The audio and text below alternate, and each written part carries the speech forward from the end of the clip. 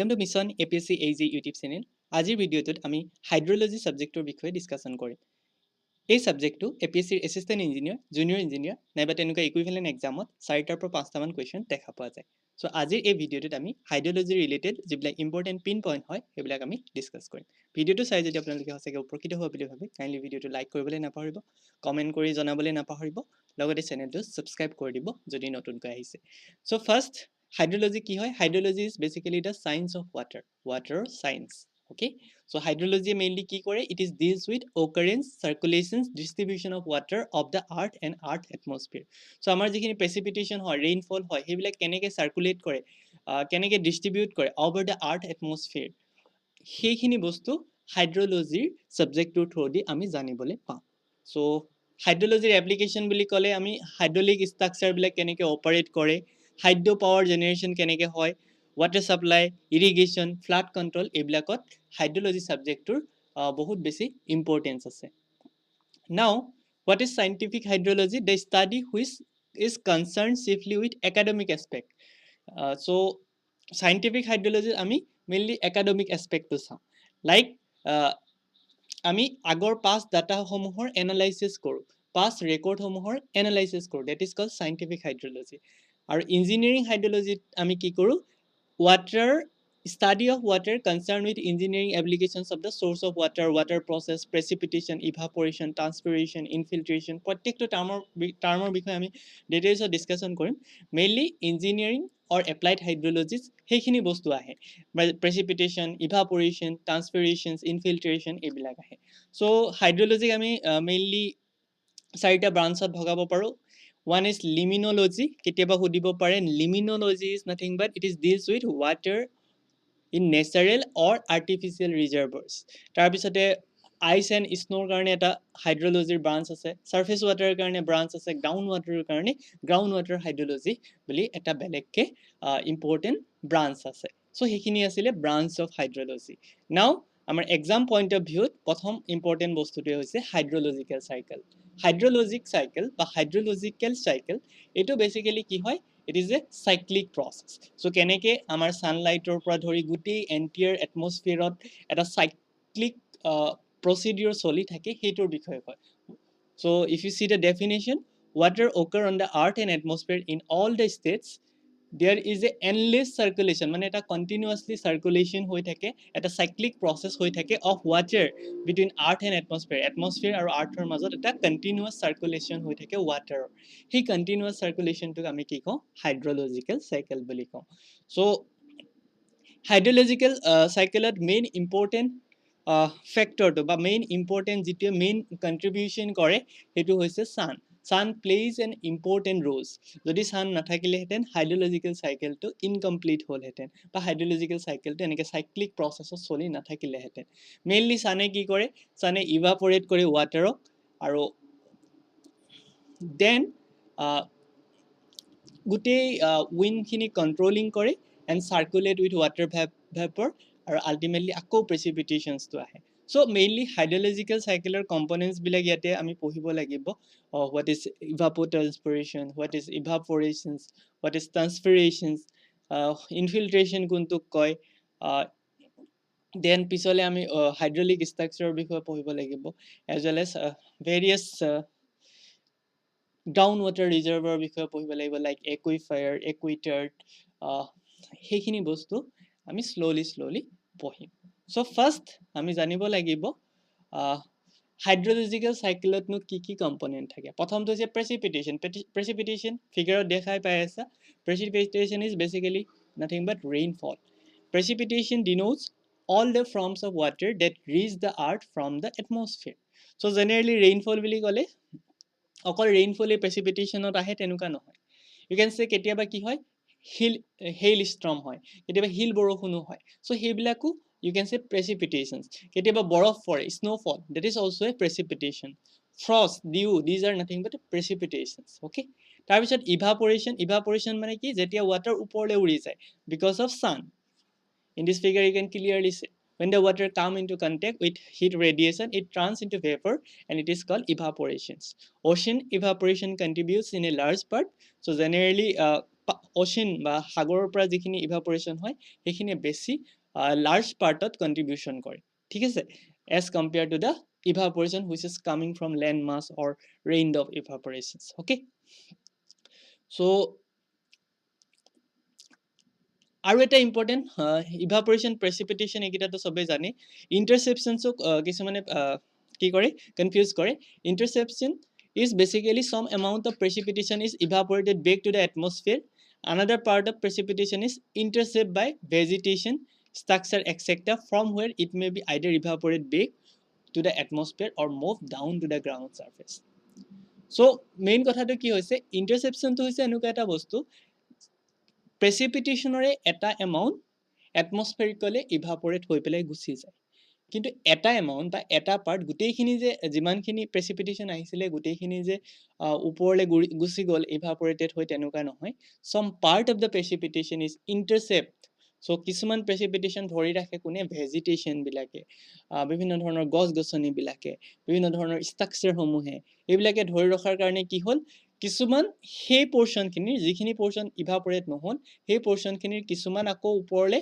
ভেজিটেশ্যনৰ ওপৰেদি ইভাপৰেশ্যন হৈ গ'ল সাপোজ গছৰ পাতত পানী অলপ লাগি থাকিলে সেইখিনি তেনেকৈ ইভাপৰেশ্যন হৈ গ'ল আৰু বাকি কিছুমান পোৰ্শন গছেদি বা তেনেকুৱা ষ্ট্ৰাকচাৰেদি দি আকৌ গ্ৰাউণ্ড ৱাটাৰৰ লগত মিলি গৈছে or ground surfaceৰ লগত মিলি গৈছে so সেই পোৰ্শনটো the part of the precipitation which is intercepted by vegetation structure is known as interception that is the interception next amar ahile if you can see percolation so এইবিলাক term জানিব লাগে exam point of view কেতিয়াবা খুদে কোনটোৱে কি বুজায় actually percolation হৈছে it is the movement of water through the soil itself so soilৰ মাজেদি মাটিৰ মাজেদি যেতিয়া পানীৰ মুভমেন্ট হয় তেতিয়া সেই যেটো মুভমেন্ট হয় সাপোজ ৰেইনফল আহিলে ৰেইনফলৰ পিছত যেটো আৰ্থ সাৰফেস হয় আৰ্থ সাৰফেসৰ সয়েলৰ মাজেদি পানী মুভমেন্ট কৰি আছে then it is called percolation okay so as the water percolates into the deeper layers of the soil it reaches groundwater আৰু এনেকৈ percolate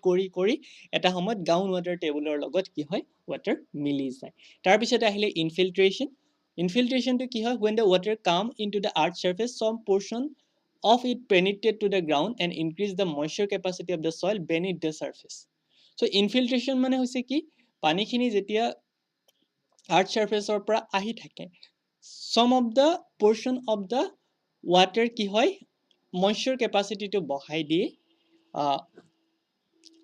infiltration will be more in a village in comparison to town because the town have pakka road which is treated as impervious strata so infiltration is nothing but it is a penetration of water to the ground which may increase the moisture capacity of the soil so he penetration to আমি কি কও infiltration বুলি কও blazeত আমাৰ infiltration to কম হয় why because blazeত পক্কা road নাথাকে বা bituminous surface or road নাথাকে road নথকাৰ কাৰণে কি হল পানীখিনি তললে পাস হ'ব নোৱাৰে that's why the infiltration rate is less in case of blaze তাৰ পিছতে আহিলে transpiration vegetation used in the ground water or soil moisture for their growth so transpiration to কি হৈছে গছ গছনি বিলাকে কি কৰে নিজৰ গ্ৰোথৰ কাৰণে soil moisture so soilত জমা হৈ থকা পানী বিলাক বা water বিলাক হেবিলাক কি হয় নিজৰ গ্ৰোথৰ কাৰণে অলপ হলো অকমান পাৰ্ট হলো ইউজ কৰে that is nothing but transpiration যিমানখিনি পাৰ্ট ইউজ কৰিলে that is called transpiration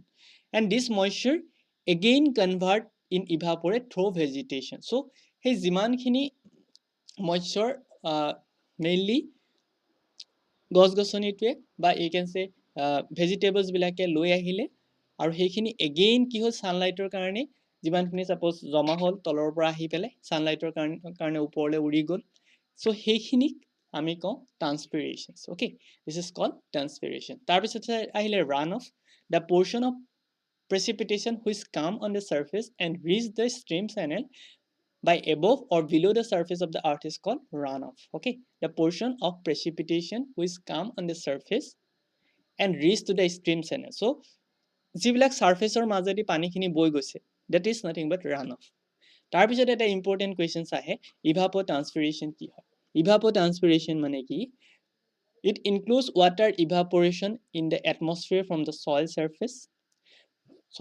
ৰ পৰা evaporation হোৱাখিনি include কৰা হয় as well as water bodies on the land and also include transpiration, in which water movement from the soil to the atmosphere via flames. Okay, so evapotranspiration is nothing but a mixture of transpiration and evaporation.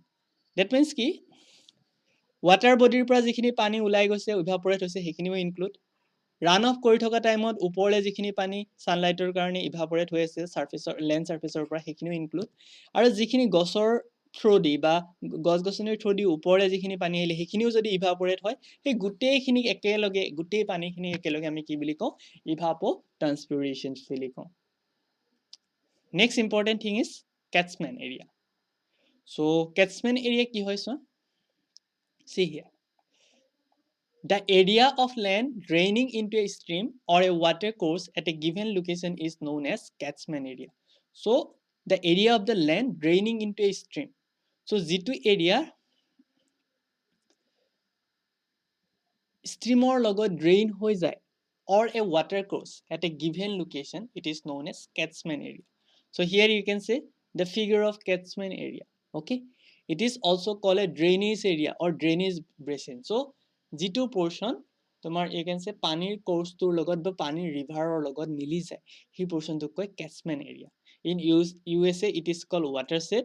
A catchment area is separated from neighboring area by a ridge. So যিফালদি পানী মিলি যায় so সেই পাৰ্টটো আমি separate কৰি থওঁ ridge বনাই পেলাই ridge মানে কি top elevation টো বহাই থওঁ this is ridge. So these are nothing but catchment area. So ইয়াৰ ইফালে আছে water course. Okay, next we have water budget equation. Water budget equation মানে কি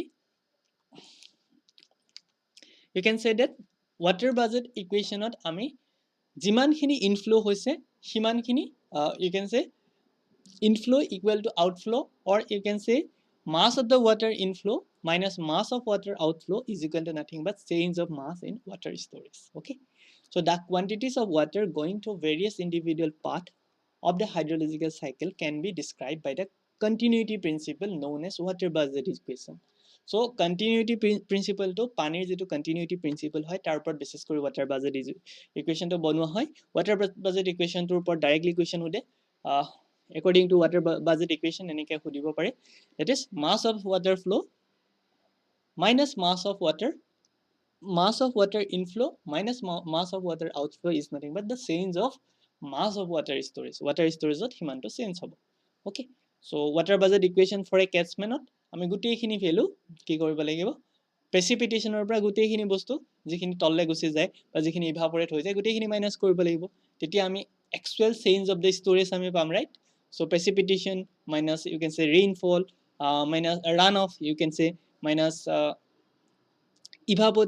evaporation minus you can say transpiration হেবিলাক কি কৰিব লাগিব আমি মাইনাস কৰিব লাগিব. So these are basically water budget equations. Next we have residence times, average time taken to the water molecule to pass through a particular part of hydrological cycle. So water molecule eta hydrological cycle eta part pass hobole jiman time lage that time is called hydrological cycle. So it is defined as kitiba hudibo pare storage of the water in a particular subsystem of the part divided by flow of water on that particular subsystem of the part. তাৰ পিছতে বহুত এটা term use কৰা হয় relative humidity. What is relative humidity? It is basically the ratio of actual vapor pressure to the saturation vapor pressure expressed on the percentage. So actual যেটো vapor pressure আছে আৰু saturation stage ত যেটো vapor pressure আছে তাৰ যেটো ratio হয় that ratio is called relative humidity. Another important question সুদে relative humidity measure কৰা instrumentৰ নাম কি? Answer is hygrometer. So সেই questionটো কেতিয়াবা সুদা দেখা যায় relative humidity is measured using hygrometer. আৰু এটা কথা question হোদা যায় যেতিয়া টেম্পাৰেচাৰ বাঢ়ে ৰিলেটিভ হিউমিডিটিৰ ইফেক্টটো কি হয় যেতিয়া টেম্পারেচার বাঢ়ে তেতিয়া হলে রিলেটিভ হিউমিডিটিটো ডিক্রিজ হয় why because actual তেতিয়া vapor carrying capacity টো কি হয় কমি আহে আৰু vapor carrying capacity টো বাঢ়ি আহে so that's why relative humidity to decrease হয় যেতিয়া আমি টেম্পারেচার টো বঢ়াই দিও ঠিক আছে so সেই কথাটো মনত ৰাখিবা যে টেম্পাৰেচাৰ বঢ়াৰ লগে লগে relative humidity will decrease. Now we will discuss about precipitation. Precipitation মানে হৈছে basically all types of forms যাৰ যোগেদি এটমস্ফিয়াৰত পানী ৰিচেছ কৰে, water that reach to the atmosphere. So the magnitude of the precipitation or magnitude কিহৰ ওপৰত depend কৰে, টাইমৰ লগত স্পেচৰ লগত ডিপেন্ড কৰে. For precipitation to form conditions required are number 1 presence of moisture in the air, next sufficient nuclei present to aid condensation to take place, and third is the product of condensation must reach to the earth surface. Next ahile precipitation or kisuman form ami te rain bili koi thako. Actually rain or size to kiman hoy hetu ketiba exam hode eta rain drop or size to ketia ami rain drop bili kom jetia rain or size to 0.5 or পৰা 6 mm or ভিতৰত থাকে. এটা পানীৰ drop or size to যদি 0.5 mm 1 mm or আধাৰ পৰা একেবাৰে 6 mm পৰ্যন্ত যদি water drop to থাকে তেতিয়াহলে আমি হেতু কম rain. In India examot ketiba hude average precipitation 120 cm per year ot 120 cm ke precipitation hoy. In total rain in a day it is more than 2.5 mm, then that day is called rainy day. Aru ami rainy day bili ketia ko jetia he dina precipitation around 2.5 mm man jodi precipitation hoi jay tetia hole ami hetuk ko rainy day. Now examot ketia ba categorize koribole hude light rain ami ketia kom per hour ot jodi 2.5 mm ot ke horu মানে rainfall intensity to jodi 2.5 mm per hour ot ke kom hoy tetia light rain. Rainfall intensity jodi 2.5 mm or 7.5 mm per hour hoy tetia moderate rain. Aru heavy rain bili jetia kom jetia rainfall intensity is greater than 7.5 mm per hour. Tar pisote ahile snowfall. So snowfall is another important form of precipitations. So jetia ice crystal bilak amar surface ot pore tetia hole ami etu ko snowfall. So snowfall ketia hoy? Snowfall occur when nearer to the earth surface the temperature is freezing. So jetia earth surface or temperature to freezing hoi jay then the snowfall will occurs. Next we have drizzle. Drizzle or size to hoise a fine sprinkle of numerous water droplet. Bahut horu sprinkle kisaman hoy water droplet or hetu koi drizzle bili koi. Aru drizzle or size to generally 0.5 mm ot ke horu hoy 0.5 mm ot ke dangor hole ami rainfall bili kolu hete. Aru intensity generally 1 mm per hour ot 1 mm man rainfall hoy but drizzle hoy. As the size and intensity of the drizzle is very less, they appear to float in air. So jehetu hihotor size bilak ekebare kom hoy, that's why hihote ki hoy airot upongi thoka jen lage. Tar pisot ahile glass. Glass hoise when the water droplet come in contact with ground which have temperature near about 0 degree centigrade, the water drop freezes and form ice coating on ground surface. It's called glass or freezing rain. Freezing rain ketia kom jetia drizzle ba rain drops eta ground ot lagise aru ground tu pura thanda hoi ase 0 degree centigrade tetia ki hobo he water droplet to ice or form ot ahi jay. So figure dekha poi asa this is the form of ice aru etu koi glass. Tarpisot hail is large size of snow jetia dangor borof pore then we can say it is hail. So it is a lumps of rice. They have very destructive in nature.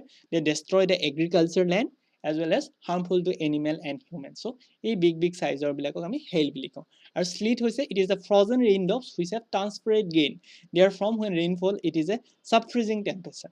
So sleet denotes both rain and snow. So sleet black rain hobo pare snow hobo pare. Aru ihotor size black generally 5 mm otke horu hoy. So hekhini asile mainly various type of precipitations. In the next class we will discuss various types of precipitation like you can say convective precipitation, orographic precipitation ki hoy, then you can say cyclonic precipitation ki hoy. So orographic precipitation or questions exam ot pai huda dekha jay mountain barriers thikile orographic rainfall hoy. So hebilakor bikhoy ami next class ot discuss korim. So before ending the class যিসকলে mission APS-C এই যে এপটো download কৰা নাই বা যিসকলে মোক WhatsApp বা বিভিন্ন ধৰণৰ টেলিগ্ৰাম গ্ৰুপছ এইবিলাকত সুধি থাকে কি এপটো কেনেকৈ ডাউনলোড কৰিব লাগে তেওঁলোকৰ কাৰণে মই এটা স্মল পিপিটিত দেখাই দিছোঁ কেনেকৈ ডাউনলোড কৰিব লাগে ডাউনলোড কৰিবলৈ আপোনালোকে ডাইৰেক্ট প্লে ষ্ট'ৰটো খুলিব প্লে ষ্ট'ৰত খুলি মিছন APSC AJ বুলি চাৰ্চ কৰিব লগে লগে আপোনালোকে এটা এপ দেখা পাব মিছন APSC AJ বুলি সেইটো আপোনালোকে ইনষ্টলটোত ক্লিক কৰিব ইনষ্টল ক্লিক কৰাৰ পিছত ডাউনলোড কৰি পেলাই এপটো ইনষ্টল হৈ যাব যদি আপোনালোকে ডাউনলোড কৰে সো একে সময়তে বহুত iOS ইউজাৰ থাকে যিসকলে আইফোন ইউজ কৰে তেওঁলোকৰ কাৰণে কিন্তু এই ষ্টেপটো কামত নিদিব তেওঁলোকে কি কৰিব লাগিব iOSত যিটো আমাৰ iOSৰ এপ ষ্ট'ৰ আছে তাত গৈ পেলাই ক্লাছ প্লাছ বুলি চাৰ্চ কৰিব ক্লাছ প্লাছ চাৰ্চ কৰাৰ পিছত তাতে এটা অৰ্গেনাইজেশ্যন কোড খুজিব অৰ্গ কোড বুলি সেইটো WNCWI বুলি আপোনালোকে টাইপ কৰি দিব তাৰপিছতে আপোনালোকে লগ ইন হ'লে এই এপটোৰ যিখিনি ইণ্টাৰফেচ আছে যিখিনি ফেচিলিটি আছে গোটেইখিনি আপোনালোকে পাব সো সেইটো আছিলে iOS এপৰ কাৰণে বা যিসকলে আইফোন বা তেনেকুৱা ধৰণৰ ডিভাইচ ইউজ কৰে তাৰপিছতে আপোনালোকে ডাউনলোড কৰাৰ পিছত বহুতে কি কৰে ভুল কৰি দিয়ে সাইন আপ এজ পেৰেণ্টছ বা সাইন আপ এজ গাৰ্জেন এনেকৈ কৰি দিয়ে কিন্তু কৰিব লাগে sign up as a student so step 3 mainly কি কৰিব লাগিব enter number to register first নিজৰ নাম্বাৰটো ৰেজিষ্টাৰ কৰিব ৰেজিষ্টাৰ কৰাৰ পিছত ভেৰিফাই OTP কৰি দিব ভেৰিফাই OTP কৰাৰ পিছত আৰু এটা ষ্টেপ আছে তাত জাষ্ট মেইল আৰু নিজৰ নামটো হ'লে আপোনালোকে নিজৰ মেইল আৰু নামটো ইয়াতে দি দিব দিয়াৰ পিছত নিজৰ প্ৰফাইল বিলাক আপোনালোকে যদি ইচ্ছা কৰে আপলোড কৰিব পাৰে প্ৰফাইল পিক সো তেনেকৈ আপোনালোকে ইনষ্টল কৰি ল'ব পাৰে সো এটা কথা মনত ৰাখিব যেতিয়া আপোনালোকে এপটো ডাউনলোড কৰিব সদায় sign up as a student বুলি কৰিব সো সেইখিনি আছিলে এপটো কেনেকৈ ডাউনলোড কৰিব লাগে সো আপোনালোক যদি ইণ্টাৰেষ্টেড হয় এপটো ডাউনলোড কৰি তাত কেনেকুৱা ধৰণৰ মেটেৰিয়েলছ আছে কি ক্লাছ চলি আছে এবাৰ নিজে ভিজিট কৰি ল'ব সো সেইখিনি আছিলে আজিৰ ক্লাছত যদি ভিডিঅ'টো চাই আপোনালোকে উপকৃত হোৱা বুলি ভাবে কাইণ্ডলি ভিডিঅ'টো লাইক কৰিব চেনেলটো ছাবস্ক্ৰাইব কৰিবলৈ নাপাহৰিব থেংক ইউ ফৰ ৱাচিং